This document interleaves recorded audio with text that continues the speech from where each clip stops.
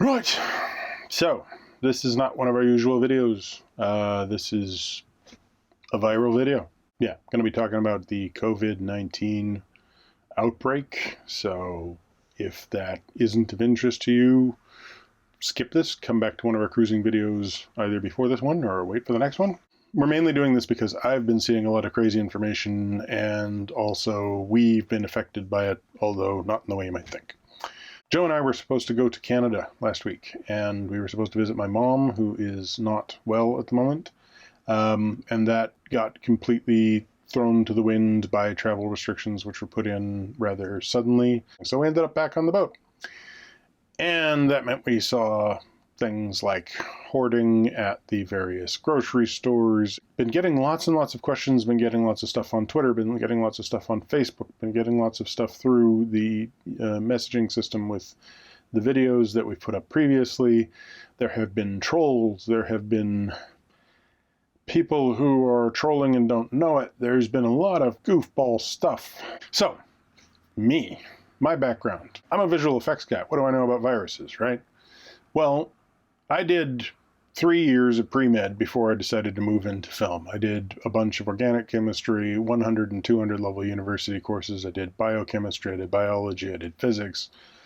So I have a undergraduate understanding of viruses, and I did some papers and kind of specialization on virology itself. So I am not an expert. I am a long way from an expert, but I've got a big sort of level up from anybody who's just got a high school education. Viruses are not something that are well covered. People don't really know much about them. The sort of general conversation about these things is nuts at the best of times, and now we're getting into the worst of times, and things are just spreading like viruses. In fact, I think the bad information is actually worse than, by a long shot, the virus itself will actually be. Don't listen to me. If you want to get more information, level up, go to someone above me, go to someone with more knowledge than me.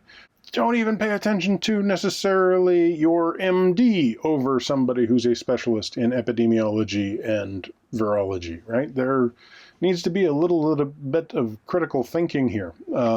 Government people are not, generally speaking, graduate students or graduates in virology and epidemiology. They're maybe listening to people, but they're making decisions based on economic and political consequences that have nothing to do with the actual process of the virus. Try and get your information from good places. Try and only broadcast information that comes from good places. Good places do not include Facebook. Good places do not include Twitter.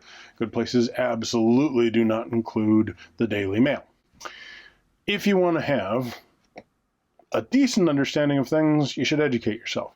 For all else fails, your best resource is to go to the WHO website and look at the situation reports that are released every day about COVID-19. If you simply read the most latest one, and then continue to read the latest one day after day after day, you will understand the trends. You will be redirected to new information as it becomes available. You will find yourself being able to inform yourself better about what's actually going on as it's going on than you will find through any other source.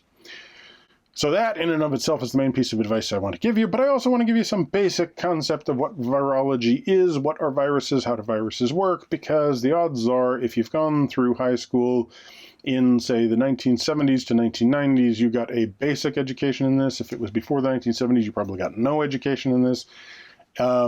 Recently, kids today will be getting a better education than this. They'll be getting something closer to what my university first level classes were.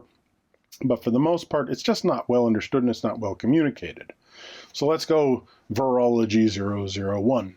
Germ theory, 16th, 17th, 18th, 19th, and 20th centuries. We slowly develop the ideas of germ theory. They coagulate together into people figuring out the basics of vaccine and the basics of antibacterial treatments and the very basics of an understanding that there are dangerous things out there. They call germs.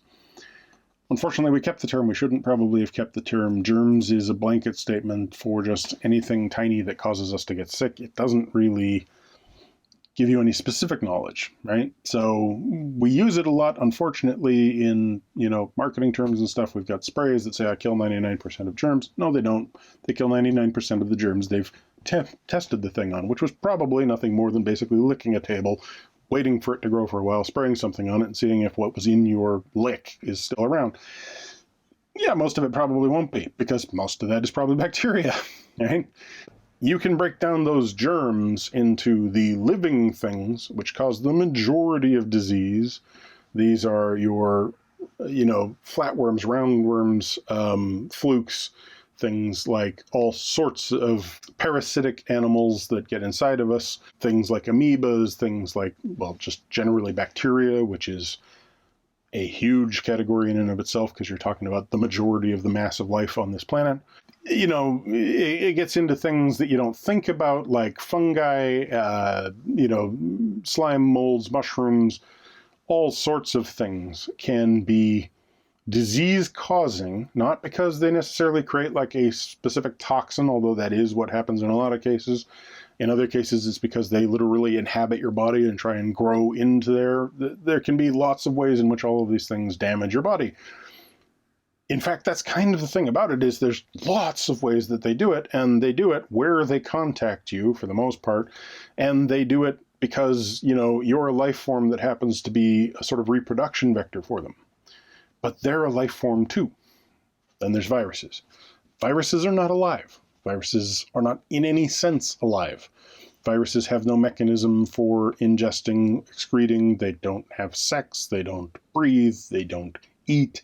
They don't, in any meaningful sense, die. If you take a virus and you maintain it in an environment in which it is reasonably stable, and you keep that viral material in that environment for as long as you want, when you bring it out again, it will be equally virulent to anything that is susceptible to it.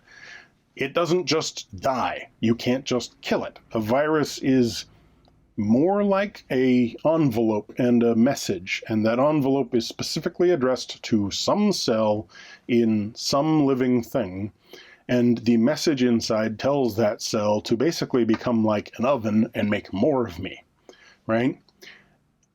Viruses come in all sorts of forms. There are many different classifications of viruses. Warts on your hands, that's viruses. Herpes, that's viruses. There's just lots of different types that infect nervous cells. There are ones that infect skin cells. There are ones that infect cells around your genitalia. There are ones that affect your lungs. The one we're talking about right now in the world is a coronavirus. It has evolved through our having evolved lungs. It has evolved a means by which we take a piece of material and we eject that piece of material out into the environment. If it finds, during the passage of time, another wet, moist lung cell, it can infect that wet, moist lung cell, take its envelope, open its envelope, say, here's the message, and it will cause the thing inside of that, the other cell, to say, okay, I have received instructions to make more copies of this. It's almost more like software than it is like a living thing, which is why I get annoyed when people talk about, it kills all these viruses. Nope, you can't kill a virus. It's more like a rock than it is like a living thing. It's a complex rock.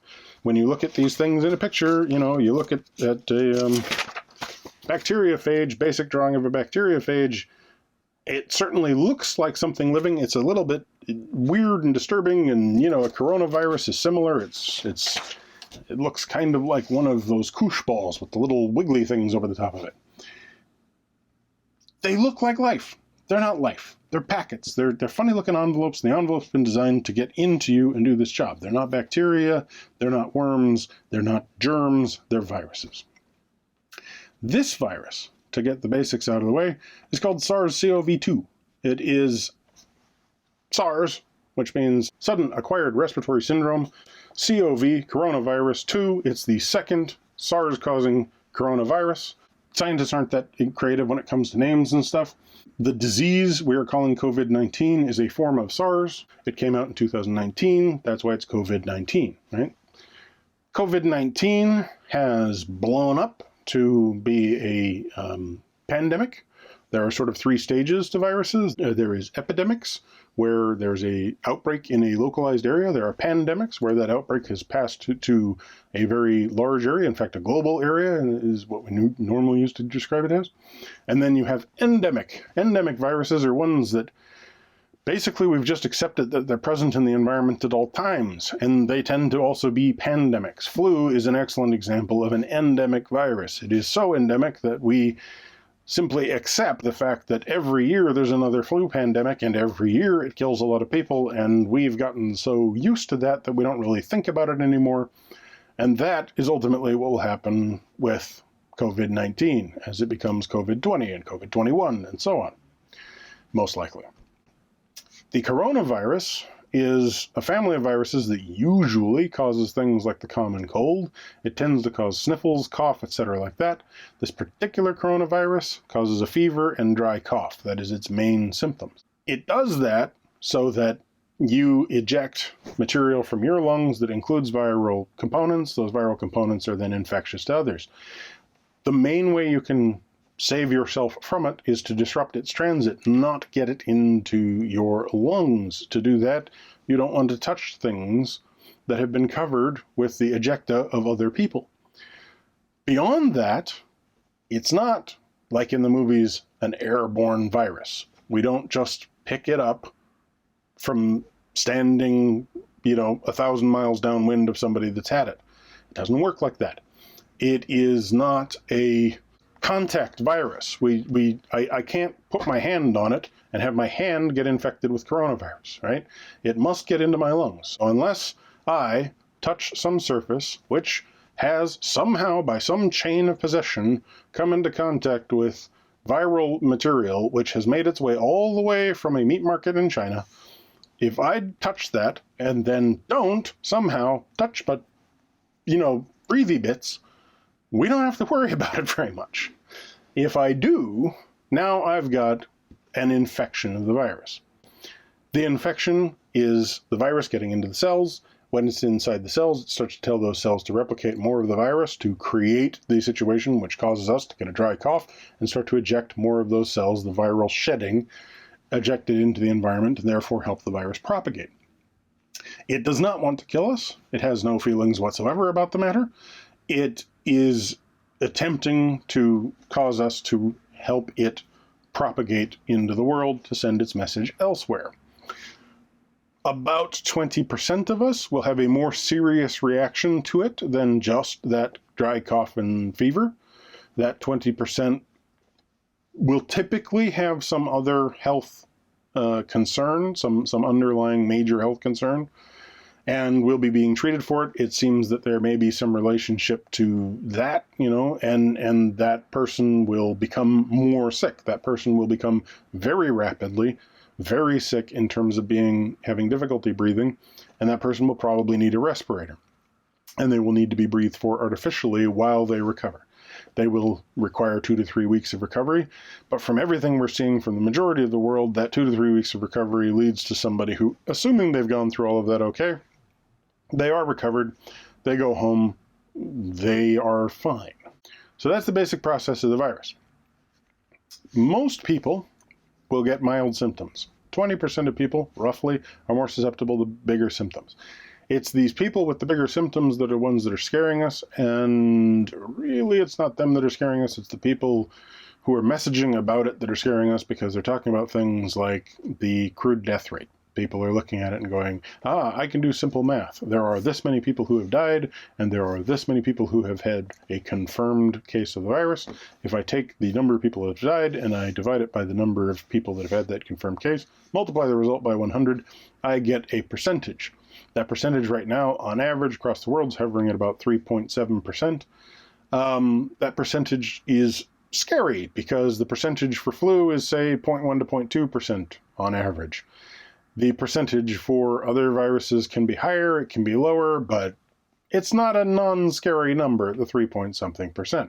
It is not a hugely high percent. It is not like, say, Ebola in the 2012 to 2014 outbreaks, hovering around 96%, right? It is a relatively small portion of the population that gets sick, And that relatively small portion of the population, only 20% of them get severely sick. So that 3.7, 3.8%, it sounds bad, but it's not really that bad. And it's probably false. It's probably a totally wrong number, because at the end of the day, to try and get the accurate number, we would need to have complete testing of everybody to find out exactly how many cases there actually were, instead of what we're currently doing, especially in the UK, where tests are being reserved for the people who have reason to be suspected to have the virus and or are a high-end politician. There's no use in transmitting these numbers. When you see people transmitting these numbers, when you see people putting up, this is what's happening in Italy, this is what's happening in Spain, percentages are this high, they're just, for some reason, they're infected and they're trying to scare you. They're not infected with the virus, they're infected with the viral ideas about the virus. There is no reason to transmit that. The things that I really want to convey is the math problem, right? We have all these people looking at what's called the crude death rate, which is really only useful for a measure of what's called virulence. You can take, after the fact, once you've seen how a disease has played out, you can take the grand total number of dead and divide it by the grand total number of cases. And you get a rate which you can use to compare in a ratio with another disease that has, say, a higher death rate, but a smaller number of cases. These allow you to say that virus A and virus B can be compared in terms of their virulence. Virulence is really a measure of how bad could an infection be? What likelihood is there that an infection is fatal? But that's not the same thing as infectiousness. Infectiousness is really how many people did the virus affect, right? If there are only 10,000 cases in the world and 9,000 people die, the virulence is extremely high, but the transmission rate and the infectiousness are actually fairly low. If you've got 7.5 billion people getting the disease and 0.001% of those population are dying, that's a low virulence disease that kills way more people than will ever be killed by COVID-19. There's this real problem of misunderstanding that when you look at crude death rate, you are looking at a very rough, crude, literally, they call it a crude death rate for a reason.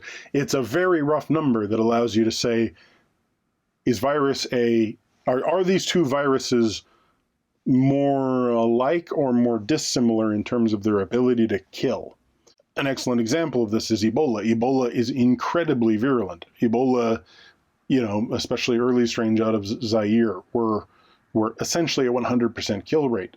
That is so high that it's inherently self-limiting. The virus never got very far, because to get very far, to infect a lot of people, it would have to not kill them before they can infect someone else. And it was doing exactly that. It was killing people way faster than they could actually infect someone else. So only direct caregivers were at any risk. Anyone outside that relatively small envelope was never going to get sick. Now you've got viruses like the common cold or the flu that are so endemic and the people do not worry about in any way, that we get a situation where, like right now, this year's flu numbers are not particularly bad. In fact, they're fairly good, but this year's flu numbers are still 10 times to 1,000 times the infection rate of, depending on where you are in the world, of COVID-19. The number of people who die is about 20 times smaller. But if you just do the math, if you've got a virus that is 20 times less dangerous, but there are 20 times more people getting it, it's exactly the same. And the reality is that it's more than 20 times that. Most people will get the flu in a given year. The most useful numbers, really, that I've found are the ones on the WHO situation reports. The American CDC might be a little bit more accurate inside that country. The UK's NHS numbers may be a little more accurate for the UK.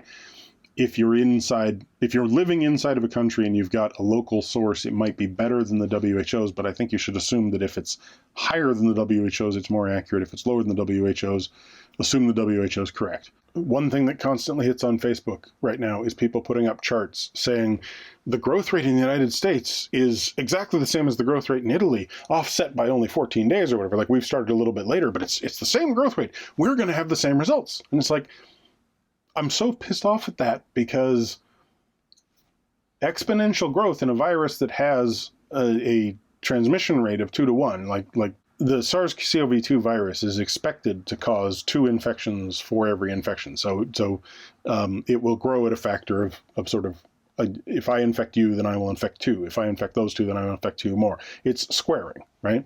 Which means you have an exponential curve. You have an exponential growth curve. So anytime there's an outbreak anywhere on the planet, in any country, that growth at that point will look exactly the same. It doesn't matter if that growth only goes up to 100 people, or if it goes up to 10 million people, it will start out with the exact same curve. So if you start jiggering the math around and moving it and going, oh, but it looks exactly the same, and you are focusing on the outcome, saying we're going to end up with the same outcome as this country that's not doing so well, without taking into account that that country is particularly badly managed by a right-wing ideologue with absolutely no experience in governance whatsoever, you know, a lawyer who did not have any argument for competency before he got the job.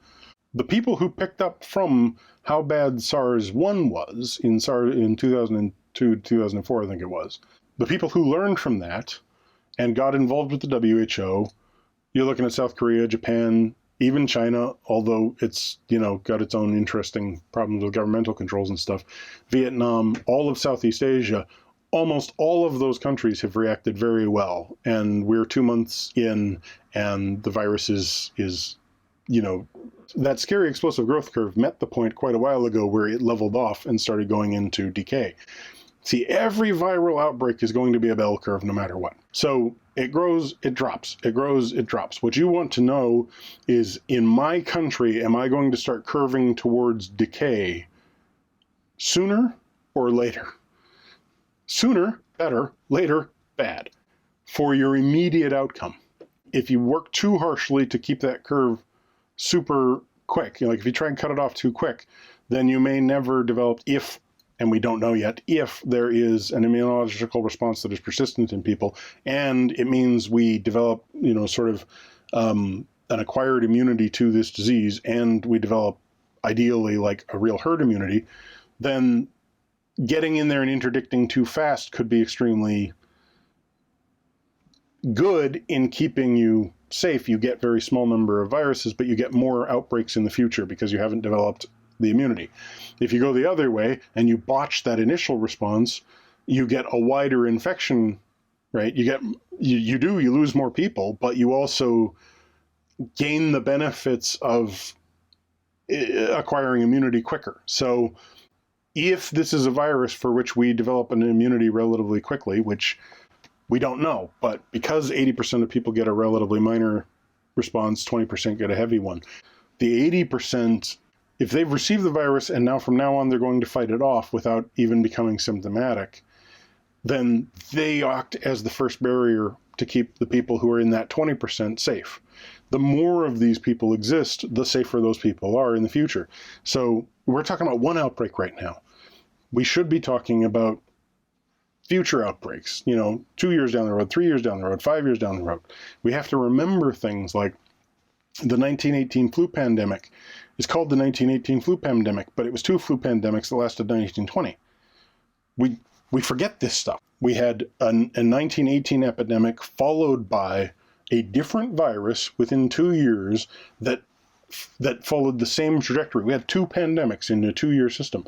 And in that 2 pandemics hitting like bloody hammers across the entire planet in a time in which we had no respirators. We didn't have the concept of antivirals whatsoever. Like we didn't know anything about antiviral medication. And that virus only made it to about 25% to 30% of the population in terms of infection.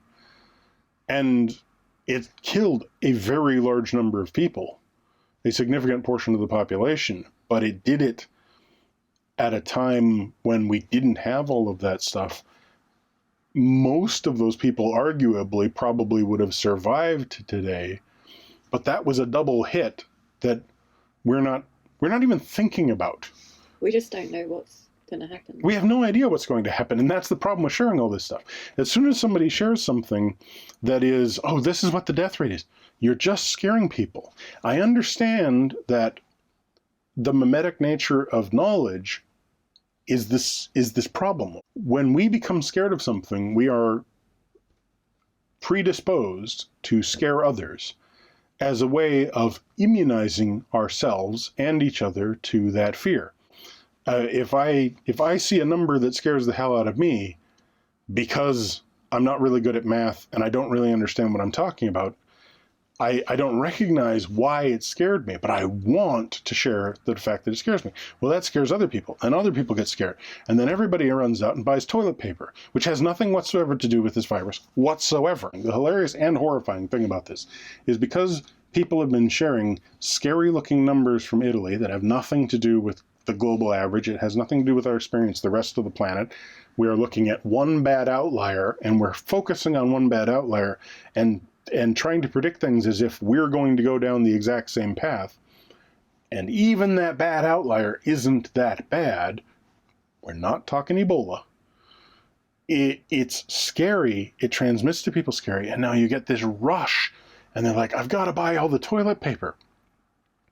The main outcome of which is going to be a very large number of people foolishly wondering why they have so much toilet paper.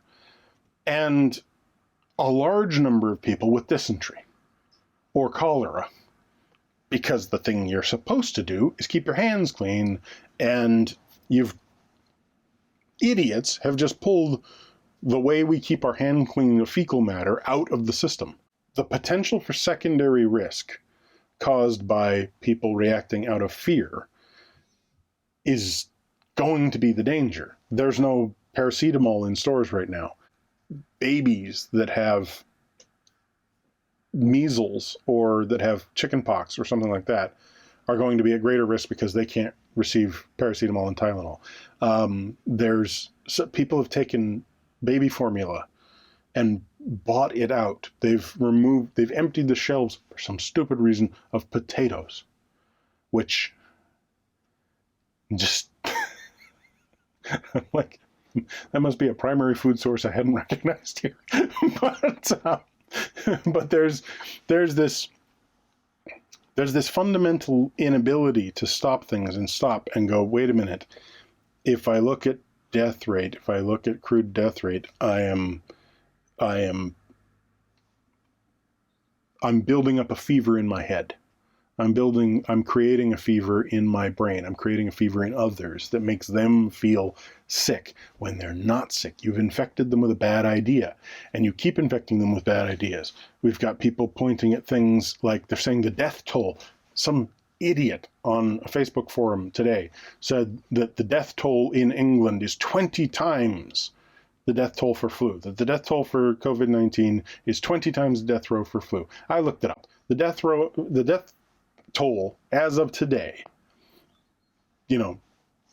yesterday's numbers, I mean, it could be off by today, but as of the numbers that were published yesterday afternoon, there are 35 people dead of COVID-19 this year. There are 95 people dead of the flu in the same time period. The death toll, which is a nice round number, meaning the number of people who have died total, is worse for the flu than it is for COVID-19. Lord knows the number of people who died from car accidents is worse than the number of people who died from COVID-19. COVID-19 is scary. COVID-19 is a serious disease. People should do everything they can to stay at home, stay out of contact with other human beings, remove the risk factors for transmitting the disease. But transmitting bad ideas is worse. We can't have a continuous run day after day after day where anybody who goes out to a shop can't find basics like toilet paper, paracetamol, all of the cough suppressants, all of the stuff related to lung congestion stuff. I don't know why you're getting those. I do love the fact that there was one report out of France by one government official, a guy who is no longer a practicing doctor. He said that there's a possibility that ibuprofen and anti-inflammatories are bad for you, that they could make symptoms worse. Now, he was speaking to the idea that they could make the symptoms of the 20% serious infections worse. Not he's saying that the basic fever could get worse. And there is some evidence for this. As of today, again, there has been some evidence for the idea, based on history, that people who are taking primary anti-inflammatories for existing diseases, those anti-inflammatories are lowering their cytokine response, their immune response. They're basically lowering their immune response, and that lowering of the immune response is perhaps leading them to having worse problems with primarily secondary issues of COVID-19 infection. That hits the news. Somebody talks about it 3 days ago. 2 newspapers pick it up. One newspaper in particular picks it up widely and starts saying, maybe we should be looking at this thing with anti-inflammatories. And it's entirely possible that it's true. It's entirely possible that you shouldn't be giving somebody who is actually a victim of COVID-19, who has serious respiratory distress, any anti-inflammatories. Good, excellent, useful information. The shelves of every pharmacy I went to yesterday have all the ibuprofen you could possibly want, and not a single existing piece of acetaminophen/paracetamol. Aspirin's gone. That's insane. And it will lead to sickness and death. Yeah, so the main things.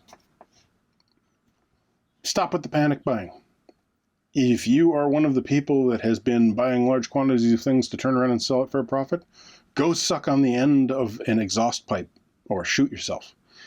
If you are driven, you feel, to transmit information to others about the virus, only transmit the information you can find from those WHO reports. Don't transmit information you found on Facebook. Do not transmit the things that you see where somebody says, some nurse said on Twitter, I should do this. The number of things I've seen in which people are saying that you should, eat garlic or smoke weed, or hey, cocaine can do it. No. And you're going to die quicker. So just, don't listen to that crap. Don't transmit this crap. If you don't know at least as much as me about viruses, I'm not transmitting this stuff. If you don't know at least as much about me as viruses, don't talk at all. If you want to talk, find the information from somebody who knows way more than me about it. Go to somebody who can... If the person you're talking to can't explain in detail what a polymerase chain reaction is, or what a telomere is involved in, and what its actions are in mitosis, do not listen to the person. If they can't explain that and you don't know what they're talking about, good. You found somebody who can tell you something useful. But don't listen to anybody else. And don't transmit it. Don't feed the virus. That's the biggest thing. Don't let this small infection that will tragically affect a lot of lives be a much bigger infection that will tragically affect way more lives, because you have listened to social media and decided that that has a better idea of reality than the people who know what they're talking about. Just stop trying to kill us all.